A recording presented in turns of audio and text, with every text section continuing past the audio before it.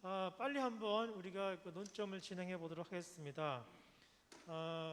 들으시는 분들은 조금 느끼셨겠습니다만은 우리가 지금 공공성 회복에 대해서 이야기하고 있는데 이거 좀 조금 더 면밀히 살펴보면 교회가 어떻게 공공성을 회복할 것인가 방법론에 있어서 일정 부분 전략적 차이가 좀 발생할 수 있겠습니다. 그런 것들을 좀 확인해 보고 정말 한국교회가 오늘날 상황에서 회복해야 될 공공성의 복음의 공공성의 지점이 어떤 것인가를 좀 생각해 보는 시간 갖겠습니다. 먼저 우리 김기성 목사님께서 첫 시간에 전반적인 성경적이고 또 신학적인 또 세계사적인 교회의 공공성 전체를 한번 브리핑을 해 주신 것 같습니다. 근데 저희가 지금 사용하는 공공성은 근대적 공공성 개념을 공유하고 있는 것이거든요. 김영호 목사님 말씀하신 것처럼 개인의 인권, 자유 등등을 밑바탕으로 한 근대적 공공성을 저희가 지금 가지고 교회의 공공성을 말하고 있는 경우가 매우 많은데, 목사님 보시기에 이 복음의 공공성 혹은 교회의 공공성 얘기할 때 근대적 공공성과 또 교회의 공공성이 말할 때 같은 점, 차이점을 어떻게 구별할 수 있을까 한번 말씀해 주시기 바랍니다. 예, 근본적인 차이는 별로 없다는 생각을 저는 이제 갖고 얘기를 좀 했던 것인데요. 사실은 이제 르네상스 이후에 개인의 발견의 시대라고 얘기할 수 있겠죠. 자기의식 이런 것들이 근대 이후의 산물이기도 한데, 그러니까 내가 어떤 조직에 속해 있는 혹은 어떤 공동체에 속해 있는 사람이기도 하지만은, 그러나 나의 삶을 사는 사람이라고 하는 의식들이 르네상스 이후에 발생한 것이라고 이제 그렇게 볼 수 있겠는데요. 그러니까 이게 바로 그런 지점, 개인의 중요성 같은 것들이 매우 중요하고, 그게 산업혁명 넘어가고 그 다음에 이제 식민지 시대가 생겨나고 그러면서 또 1차 세계대전을 통해서 세상의 모든 제국들이 무너지고, 그래서 모든 사람들이 시민적 주체가 되어 살아가야 하는 이런 시대가 도래하죠. 상징적 사건이 이제 프랑스 혁명 같은 것이라고 보게 되는데요. 그러니까 왕정을 철폐하고 어떻게 평등, 자유, 박애라고 하는 이 이념, 가치 이런 것들을 실현할 수 있겠는가 하는 게 이제 근대적 의미의 공공성의 매우 중요한 요소라고 보는데, 저는 그런 요소들이 바로 아까도 얘기했습니다만 성경 속에 급진적으로 단어가 들어있다 하는 생각을 처음부터 하고 있거든요. 그러니까 위험한 얘기인지 모르겠습니다만 성경 이야기는 반제국주의 담론에 굉장히 기초하고 있는 부분이 크다. 그러니까 우리가 십계명의 1계명을 보더라도 나 이외에 다른 신을 너에게 있게 말지니라 라고 얘기할 때, 그 다른 신은 다른 민족들이 섬기고 있는 신들에 대한 이야기이기도 하지만은, 그러나 저는 조금 달리 구분을 해본다고 한다면, 야훼 하나님은 세상에 천대받는 사람들, 고통받는 사람들, 그들에게 다가와서 그들의 인권을 세워주고 그들이 얼마나 소중한 존재인지를 일깨워주는 존재, 그들의 살 권리를 세워주는 존재라고 한다면, 사실 다른 신으로 얘기되고 있는 그 신들은 사실은 제국적 체제를 이제 유지하도록 하기 위한 이데올로기를 제공하는 그런 종교인 경우가 아주 많이 있었죠. 피라밋이라고 하는 세계를 우리가 상징해서 보자고 한다면은 계층 구조로 되어 있는데, 사제들이 하고 있는 역할들은 그 계층 구조라고 하는 게 신의 뜻, 운명적인 부분이라고 가르쳐 왔다고 한다면, 야훼 하나님은 그것을 뒤집는 존재로서 등장하기 때문에, 저는 이제 성경 이야기가 반제국주의 담론, 개인의 인권, 평등 이런 것들을 보여준다는 측면에서 근대적 공공성의 개념과 성서의 개념은 아주 통하고 있고, 어떻게 보면 근대적 공공성의 개념의 뿌리 속에 성경이 있다, 이런 생각을 하고 있습니다. 네, 너무 감사합니다. 그런데 박용호 목사님께서 우리에게 좋은 말씀 설명해 주신 처음 교회의 기억들, 전통들, 또 역사적 사실들을 기초해 볼 때 복음에 기초한, 복음이 선포한 복음적 공공성이라고 하는 관점에서 보면 자칫 근대적 공공성으로 접근했을 때 발생하는 그 불치점이 있다라는 점을 좀 우리가 유의를 해야 된다는 포커스가 있었던 것 같아요. 예. 네, 그래서 그런 점에서 그러면 복음의 공공성에 기초했을 때 근대적 공공성과의 드러나는 유의해야 할 차이점이 뭔지 한번 설명해 주실 수 있을까요? 그 근대성이라고 하는 형성의 과정에서 저는 우리가 굉장히 크게 놓쳤던 게 인간의 공감하는 인간의 공감. 개인이 주체가 되는 건 좋은데 공감이 떨어져 나가는 그 아까 리프킨 말씀하신 리프킨의 공감의 시대 이런 책 예를 들면 보면 찰스 다윈이나 애덤 스미스 같은 사람 사실 근대 그 자본주의의 그 경쟁 체제를 만든 사람이 애덤 스미스인데 애덤 스미스가 국부론보다 도덕 감정론인가요? 그것은 나의 그 필생의 저작으로 인정해 달라. 그러니까 이게 피도 눈물도 없는 시장 원리로 가는 아담 스미스의 본래 자기 마음 핵심에는 사실은 인간이 공감하는 인간이라고. 찰스 다윈조차도 사실은 적자생존으로만 많이 스펜서 해가지고 사회에 났지만 실제로는 이 공감하는 인간이라는 데는 관찰들을 많이 남겼거든요. 그러니까 저는 우리가 근대성이 놓치고 있는 게 공감하는 인간인 것 같고요. 제가 코이노니아를 말했는데 성경적 코이노니아는 결국에는 이 그룹의 분리의 정치학이 되는 공감의 정치학을 어떻게 회복하는가. 우리가 예를 들어서 부자와 나사로의 비유를 보면요, 부자 집 앞에 나사로가 있잖아요. 공감하지 못하니까 그 고통을 이제 너는 멸망할 수밖에 없는 데로 가는데 지금은 어떻게 되는가 하면요, 부자의 집 앞에 나사로가 없어요. 부자들은 따로 사니까. 최근에 그 최일도 목사님 뭐 이게 옛날 588 쫓아내라 이것도요. 이제는 우리 이 동네가 부자 동네가 되었으니까 이런 게 있으면 안 된다라고 아예 이제 머릿속에서 분리하고 공간적으로 다 분리해내는. 그래서 저는 이게 한국적 도시공동체 연구소이기 때문에 한국적 도시개발 모델 자체가 크게 구획을 해서 산을 밀어붙이고 아파트를 짓고 도시를 업그레이드하면서 한때 뭐 뉴타운 이런 이야기가 나왔지만 일단은 이 사회가 급격하게 경제적으로, 사회적으로, 심지어 공간적으로 분리로 나가는 이 현상이 현대 도시에서 가장 심각한 현상이라고 생각하고 최소한 우리 집 앞에 부자 집 앞에 나사로가 앉아서 구걸하고 할 수 있는 것을 눈으로 보고 살아야 아이들 아파트에서도 가난한 아파트 오지 마라 그러잖아요, 그죠? 그게 극복이 돼야 되고 어떻게 교회가 그걸 극복할 수 있는가라고 할 때에 교회 안에 코이노니아라고 하는 거죠. 저는 그렇게 생각합니다. 예를 지금 한국에 지금 뭐 우리 학교에서는 지금 보신 분 계십니까? 저도 조금 보고 있는데 좀비보다 더 무서운 게 왕따예요. 그 영화를 보면.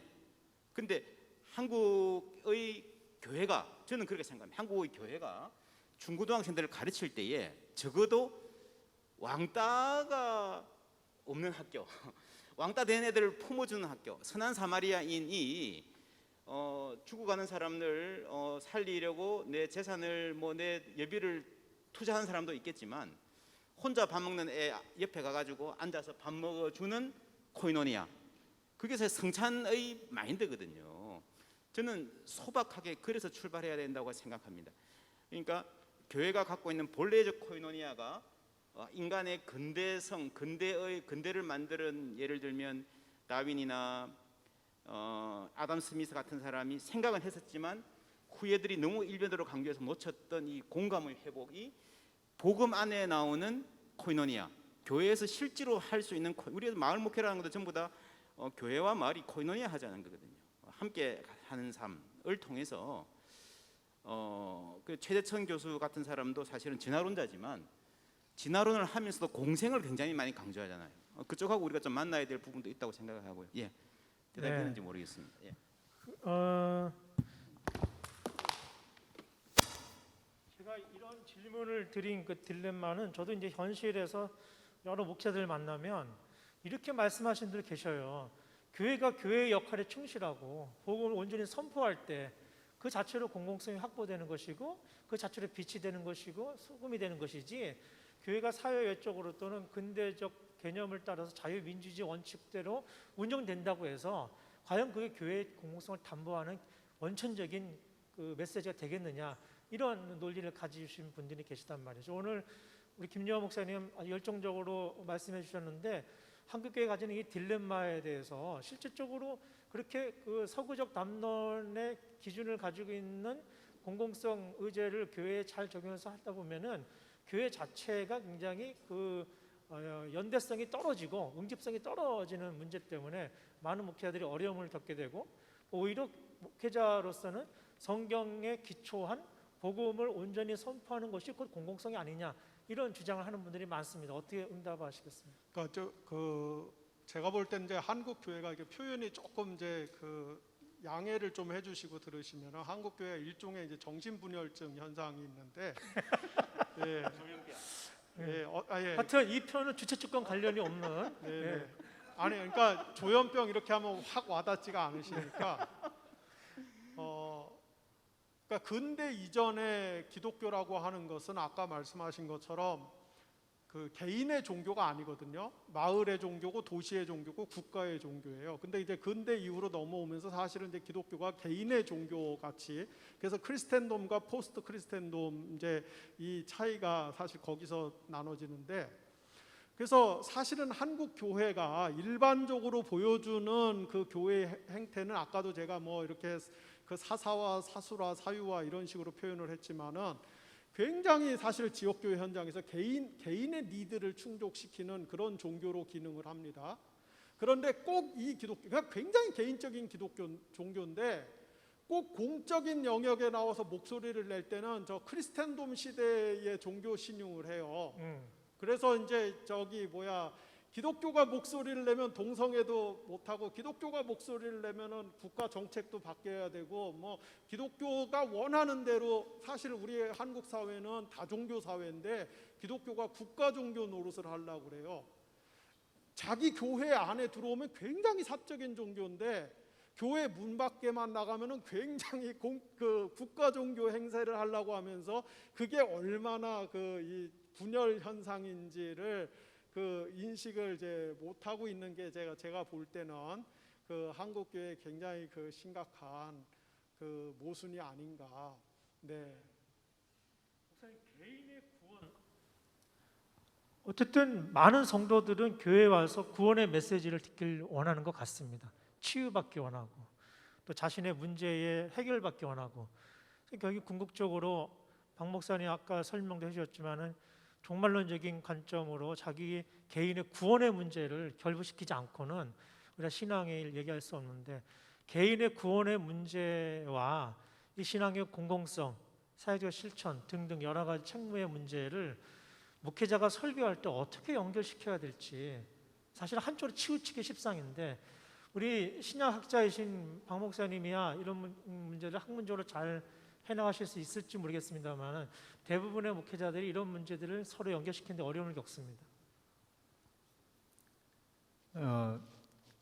이제 예수 믿고 구원받았다고 하는 그 얘기가 이제 캐리그마의 핵심이기 때문에 설교 속에서 그 얘기를 하지 않으면은 캐리그마가 약하다고 하는 얘기를 사람들이 이제 흔히 얘기하곤 합니다. 그러니까 구원받았냐 구원받지 못했냐 이런 이야기가 아주 중요하게 얘기되고 있는데, 저는 그 얘기가 굉장히 공허하다는 생각이 들어요. 왜냐하면 구원받았다고 하는 주장은 있지만은 구원받은 자다운 삶은 나타나지 않기 때문에 그렇습니다. 제가 이제 그 청파교회 담임 목사가 되면서 고민했던 지점이 그 지점에 있습니다. 내가 예수 믿고 개인적으로 구원을 받았다고 얘기할 때 구원받은 사람의 삶은 어떻게 나타나야 하는가 하는 고민들을 나눌 수밖에 없었고, 그것은 지금은 유행 담론이 되고 말았습니다만은 그 당시에는 그렇게 얘기하는 사람 많지 않았는데, 저는 두 가지로 얘기했어요. 하나는 하나님이 세상의 창조주라고 우리들이 고백한다고 한다면은 생명을 풍요롭게 하는 것이 구원받은 사람의 삶이어야만 한다라고 하는 것.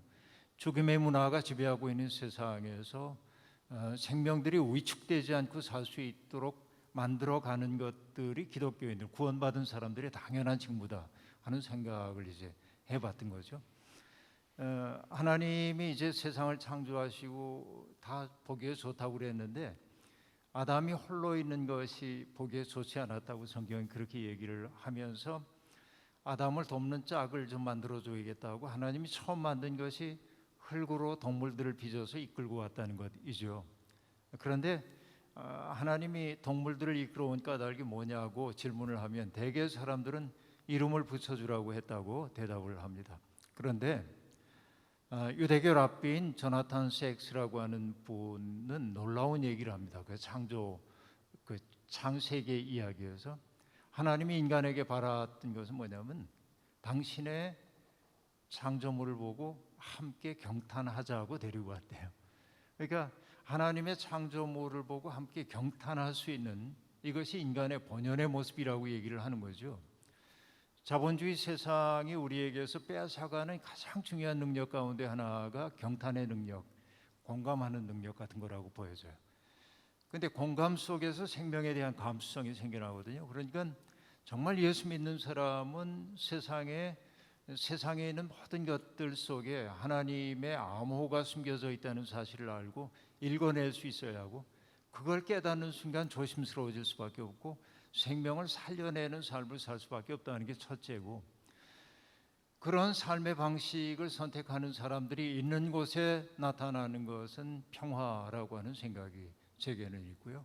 그것은 개인의 내적 평화만이 아니라 다른 이들과 더불어서 함께 살고 있는 삶의 자리에서 어떻게 평화를 만들어 낼 것인가 하는 문제인 것이죠.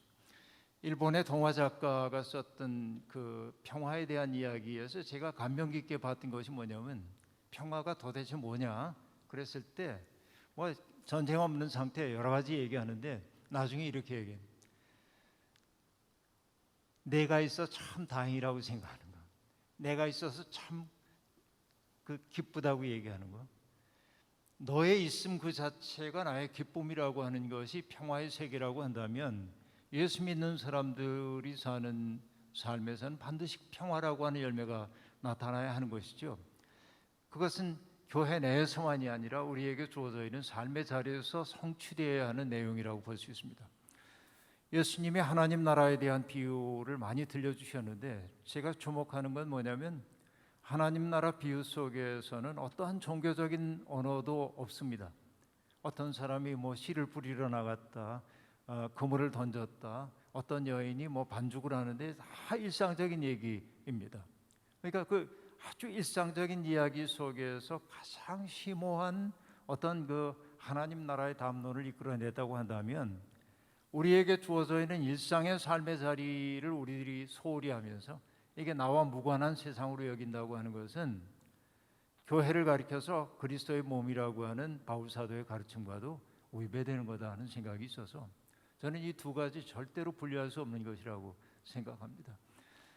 레위기 19장에서 주 이스라엘의 하나님이 거룩함과 같이 너희도 거룩하라고 얘기하는데, 거룩함에 대한 내용, 뭐 안식일 지키는 얘기, 제물 바치는 얘기도 나오지만은 가장 중요하게 등장하는 거 저는 뭐로 보냐면은 밭에서 추수할 때 한 모퉁이 남겨둬야 한다. 포도 딸 때도 남겨둬야 한다. 그건 너희 가운데 살고 있는 가난한 이들의 몫이다라고 하는 것이죠. 거룩함이라고 하는 것은 바로 이 삶의 자리에서 구현되지 않는다면 무가치하다. 그렇게 늘 얘기하고 있습니다. 네, 목사님 감사합니다. 네, 원래 대본에 없는 질문을 마지막으로 세 분의 의견을 들으면서 마치려고 합니다. 지금 대선 국면입니다. 네, 좀 있으면 이제 새로운 20대 대통령이 탄생을 할 것 같은데, 대한민국 오늘날 한국 사회를 보면 참 갈등 너무 심하고, 교회가 또 이런 갈등 국면에서 어떤 역할도 못하고 있다는 게 너무 고통스러운 현실입니다. 교회의 공공성 확장이라는 관점에서 볼 때 세 분이 생각하는 그리스도인이 또는 교회가 어떤 관점에서 이 대선에 임해야 될지, 어떤 관점에서 선거에 임해야 될지, 특정 개파나 특정인을 지지하는 발언은 하지 마시고 그 관점을 한번 교회 공공성 차원에서 한번 설명해 주시는 것으로 오늘 말씀을 마치도록 하겠습니다. 김여한 목사님부터 한번. 굉장히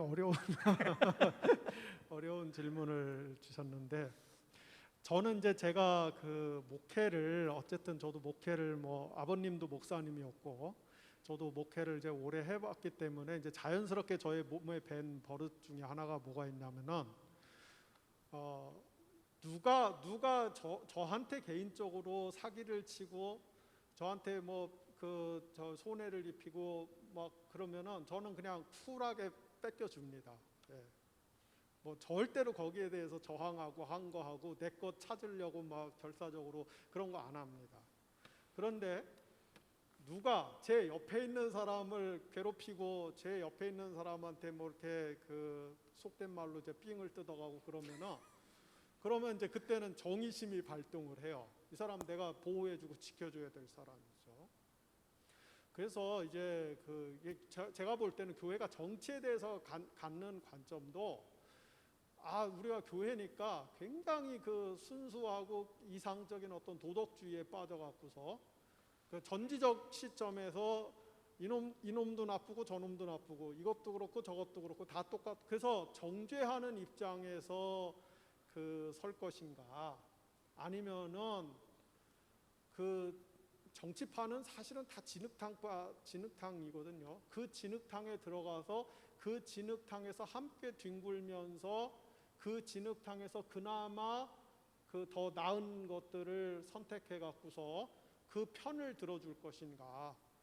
네, 저는 이제 결국 둘 중에 하나를 선택을 해야 된다. 그래서 저 같은 경우는 사실 뭐 이제 제 입장을 분명하게 밝히는 편인데, 그러니까 제가 볼 때는 교회가 어떤 너무 순진한, 그러니까 예수님이 비둘기처럼 순수하고 뱀처럼 지혜롭다고 그러라고 그랬지, 절대로, 그러니까 교회를 향해서 요구하시는 것은 순결함을 요구하시는 거고 순수함을 요구하시는 거지, 예수님 절대로 순진하라고는 얘기는 안 하셨어요.